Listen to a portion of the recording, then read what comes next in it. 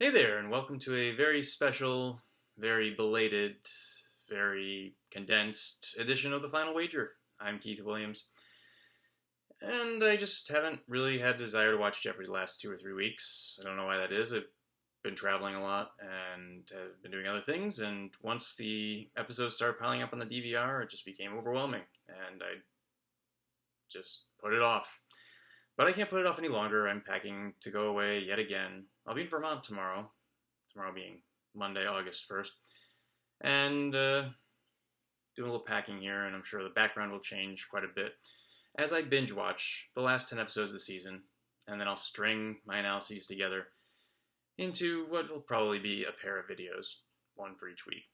Might use the whiteboard, but I'm hoping a lot of the math will be easy because I've done so much of it that I don't really want to do it right now. Anyway, without any further ado, let's play some Jeopardy! If my DVR will listen to me. There we go. If you're in New York, you know that sound. We'll see you in 18 minutes. Kicking off this nice binge-watching session with one of my favorite things, a completely useless daily double wager. Hans, what was that name? Housing, I think? Is that right? Whatever it is, it was a very superhero-esque name. Not coming through on that daily double. If he'd wagered everything, or at least, I would have wagered everything there. I would not have held back $1 to try to play for Final Jeopardy because you would be in second place, although he would have taken the lead based on getting that Crater Lake clue afterwards. But he's in decent shape still. I mean, so I did some of the math. And you can see here that, Emily's out of it. Ellen, to cover 26,000 from Hans, would have to wager 9,200, and if she's wrong, then she has 7,600, and that means that Hans can wager 5,400. I hope I'm reading that correctly backwards. And Hans would want to wager at least 3,800. There's some mind games in there, but I am anticipating that Ellen will go for the lockout. I'll play along.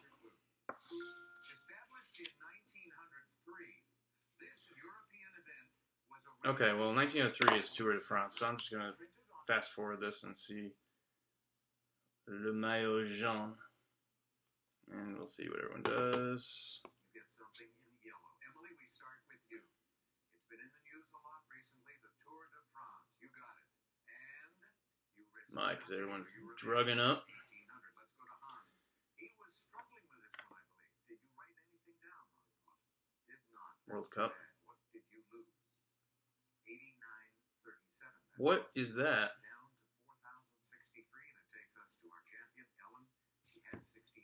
She will add to it because she came up with the correct response, and she will add nothing. Okay, she was nervous about the category. Wow. 89.37. It's 21,937. I have no idea what that means, but yeah. All right. The one thing I did like about that game, well, when that Aberdeen clue came up, I knew that Alex was just licking his chops, hoping that that would be a triple stumper and that he'd get to read Aberdeen in his terrible Scottish accent. And lo and behold, he did actually lick his lips. You get to know a man pretty well after you watch him every day for decades, I guess. All right, that's all I got here. Let's go for Tuesday. Tuesday, July 19th, a lot of fun. I don't usually like theme boards, but the whole episode was themed around Bible books, and now we're looking at judges as a Final Jeopardy category. I would bet money that Lance Ito is going to be the correct answer here. If I told you there was a guy on who was from Cleveland area, who liked to bounce around the board, who was really confident, who talked over Alex on occasion, you'd probably think I was talking about Arthur Chu, but Pranjal also fit that description tonight. And I was hoping that he would find that last daily double so he could put that game away, but he decided to get cute, and now he has 21,410, which is a little under twice Ellen's score, so he's got to wager at least 991. but he does have some leeway. I think he can go up to 74.09 to stay above Carolyn if she doubles up. Carolyn with 7,000 just stand pat and hope that Ellen misses it. Ellen won her third game yesterday, and is now in the TOC field, but $4,000. I can't remember what the cutoff is right now. I don't even think that's up there. And that reminds me that Jason, the week before, I never made videos or even put anything up after I watched that. I was really surprised that he missed Galapagos. A lot of funny things happen under the lights. So I have some other thoughts, but let's see if I win my bet of Lancito being the correct answer. Before he headed up the Supreme Court, he argued only one case before it. A 1796 case he ironically argued on states' rights grounds. 30 seconds, there's good luck. So the last thing I watched other than, I'm going to put this on mute, last thing I watched other than tonight's Jeopardy was Sunday Fun and Games, Yeehaw, which concludes with Match Game hosted by Alec Baldwin, and one of my favorite shows of all time, so I'm enjoying writing down my responses on oversized index cards. I was in Far Rockaway the other day, and Far Rockaway is actually the easternmost part of the Rockaways, the part that actually touches the rest of Long Island. So that clue was technically inaccurate. Oh, nice wager. Still have 7,000. Let's come to our champion, Ellen Corrigan. She's a law student, a law clerk. She picked the right one, John Marshall. Yes, and the wager. It's a good wager. 11,000. That puts her in the lead with 22,000. Will she get bumped up? And it takes us to Pranjal. Did he come up with Marshall? He did. And his wager, was it enough? Yes, it was. He is our new champion with 25,000. Anything significant to that? I wonder if Pranjal is a big fan of launching rocket ships or something. 3, 2, 1, 0. Well, there's the defeat of a pretty good 3-time champ, and we'll see what Pranjal does. I guess right about now. I do want to say that I want to thank Robin Carroll and that dude Final Jeopardy that she had in the Battle of the Decades preliminaries, maybe? That's where I learned the derivation of that word, doodle. Yankee Doodle Dandy, and Dandy happened to show up, and if you knew that, then good for you. Doesn't matter if you're playing at home, it just feels really nice to get that. Alright, let's go on to Wednesday. It's Wednesday, and I have no work to do, at least on the wagering front, because Pranjal has this one barely locked up, 16,000 against Connor, 7,800. Gotta say, good on Sophie for just straight up going for true daily double without even thinking about it and leaving herself time to get another clue. Had she gotten it right, she would have gone up to 10,400, which wouldn't have made much difference in terms of her wager in final, but she'd still be around, and she is still around because she did get an extra clue and nabbed it. That being said, I do have a lot of thoughts on that electoral college category, but let's do communication here first. And I'm looking forward to seeing if Pranjal has a joke answer. A 1978 presidential statement recognized October 4th as a day 10-4. This communication system. Duh. 30 seconds.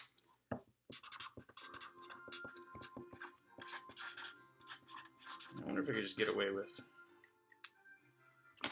the first part of what I wrote down, but it always helps to say the things out loud, or at least think the dates out loud. October 23rd, 10 to the 23rd, Alligator's number. All right, we saw Sophie work very hard there, crossing something out and writing it again. She had ham and went CB. We started with her, she was in third place.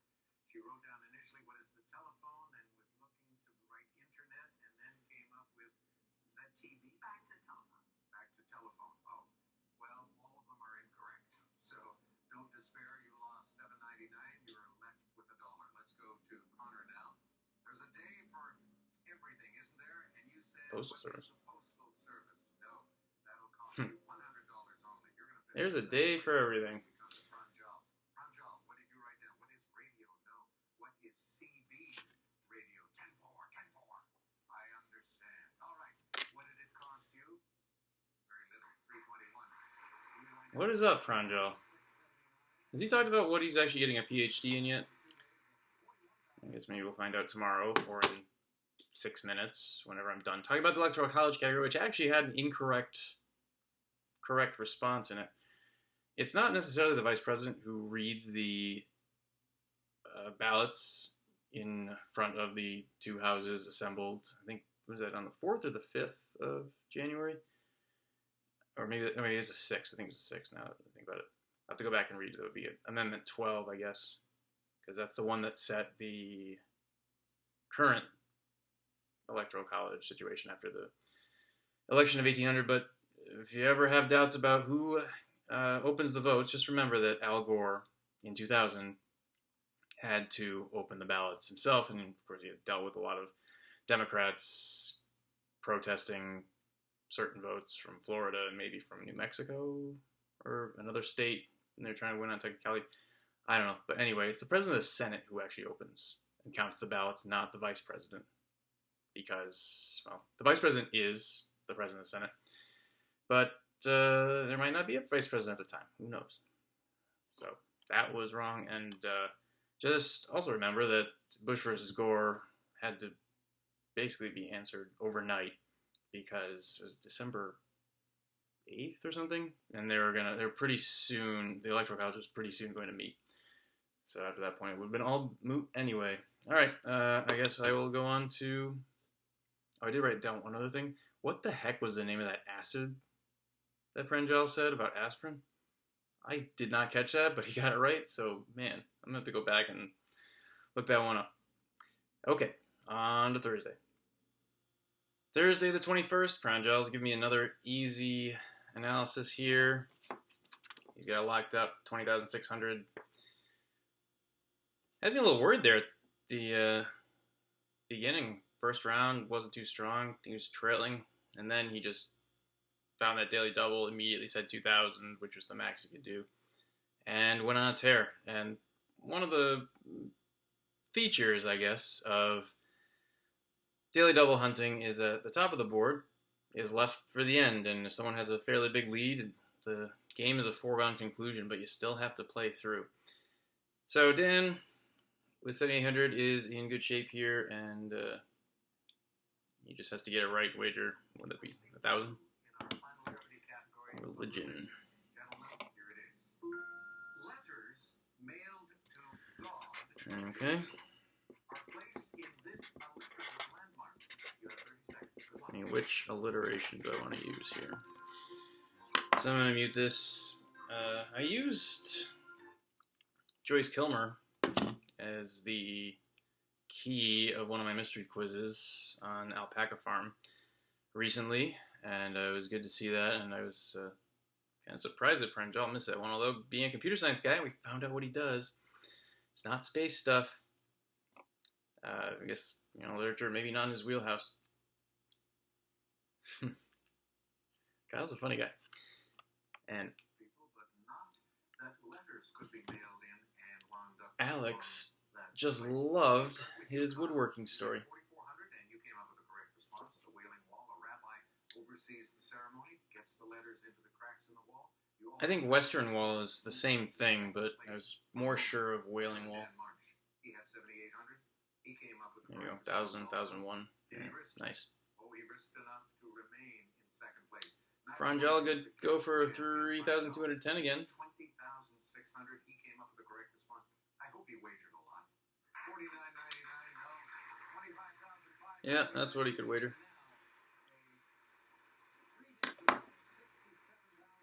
Well, a much bigger total than Ellen had earlier this week, and if she had been on the TSC leaderboard, she got bumped down a place and probably off the whole thing, but we'll have to see if Pranjal goes deeper. And I got one more game to binge watch right now, and then I might take a little break, take a walk or something. I was enjoying that Waterloo Daily Double. You hear 1815 battle in Europe, you have to say Waterloo. Waterloo is the first thing that should come to mind. The 100 Days, Abel was Ayer, I saw Elba, that whole thing. But I was imagining Elliot Yates singing the ABBA song, which won, what was that, 1973 Eurovision? I'm sure I got that wrong, but maybe not. Yeah, alright. We'll go on to Friday now and see. I'm surprised. I would love to know if Alex pulled Kyle aside after this taping and was like, so, which of these saws do you prefer? Or do you have any good tips for dovetailing elm? I'll stop now. On to Friday. Well, lucky me, I get to finish off this first half of binge watching with yet another runaway, which is a little disappointing to me because I really wanted to see Samantha play another game. I think she was a little nervous, but she was just ice cold when she was leaning over on the podium, scanning the board after getting a correct response, and deciding where to jump next, trying to keep up with Pranjal, doing a very good job of it in terms of switching between categories. But Pranjal racked up a lot of money. Well, points. It's not really money yet, but he is definitely going to be on the TOC leaderboard now. Strategy card game player. That's a funny way to be introduced, but hey, if you can make a living playing Magic, that is the dream of a lot of people I know. Well, maybe it is. I assume it's the dream of some of them. Speaking of leaning on the podium. She's been called the Mona Lisa of the North and the poster girl for the Dutch Royal Picture Gallery in The Hague. Are they...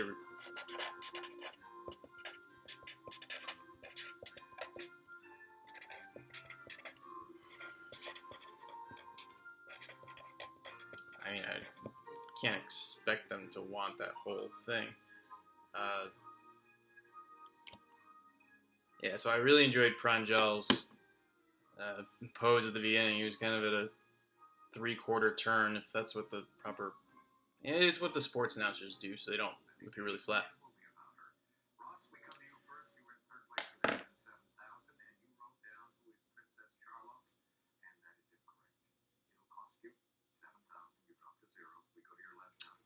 Is that a good wager? Yeah, it's a pretty good wager.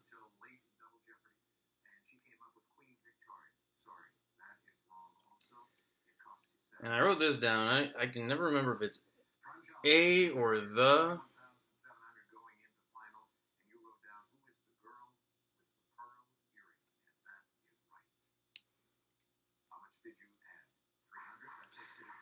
I guess I always think it's... I always thought it was the, and then I remember... I don't think I ever got it wrong. There was maybe a learned league question about it 2 seasons ago, and I'm pretty sure I said the and got credit for it, but it was A, but whatever, I had the right idea. I can't believe they would ask for that whole title. That's kind of messy. Anyway, so that's it for this first half. I am Jeopardy's native son and a self-proclaimed Huguenot, whatever that is, Keith Williams. That was a really poorly constructed Family Guy reference, only because that's the only thing I ever think of when I hear Huguenots, and that was one of the correct answers tonight.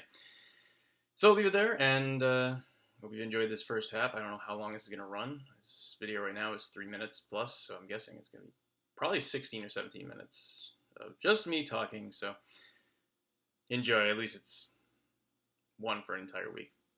We'll see you, well, I guess later today on the next weekly episode of The Final Wager.